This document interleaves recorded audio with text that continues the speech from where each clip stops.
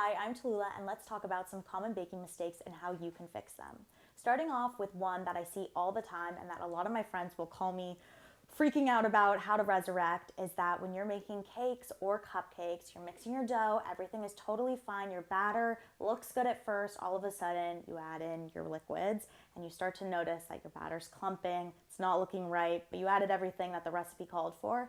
Well, I'm here to tell you that sometimes it isn't your fault, and here are things that you can do to prevent this from ever occurring again. One is a lot of recipes don't tell you this, but sifting flour is great because it helps get rid of impurities and makes everything go in a lot smoother. So when you're adding things in, just make sure that everything's consistent. You're not going to have those weird lumps. Another trick is that if you're adding in ingredients that are different temperatures, specifically if your eggs are very cold, if your butter's a little too cold, or if your butter's too hot and you add in the cold eggs or cold liquid, you're going to see a lot of the clumping together because the butter will freeze. So something that you can do is make sure that all of your ingredients are room temperature or at a similar temperature to help prevent this. If you want your muffins to rise perfectly, this is a trick that I learned. Honestly, I don't know where I learned it from, but it works every time. What I recommend doing is starting 15 degrees higher than the original temperature written on your recipe. For example, if you're doing 350, start at 375 and preheat your oven to that amount.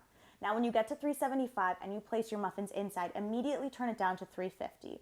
What this is going to do is the high heat is going to make sure that everything inside of your ingredients reacts perfectly, gonna lift it, and then it's just gonna cook it at that even temperature. So you're gonna have a perfect outer finish that's gonna be nice golden brown, but you're also gonna have that rise. If you notice that a lot of your baked goods are coming out inconsistently, or they're rising or they're not rising enough, what I recommend doing is checking to make sure that your baking powder and your baking soda are not expired. A lot of people think that these can't expire, but they do in fact. I recommend changing it every 6 to months to 1 year, just to make sure that it's all in the desired time frame, because a lot of times the ingredients aren't getting used as often as most others. So if you make sure that you change this, you're going to notice a difference in your rising, and it's also going to create products that are perfectly high and lovely every time.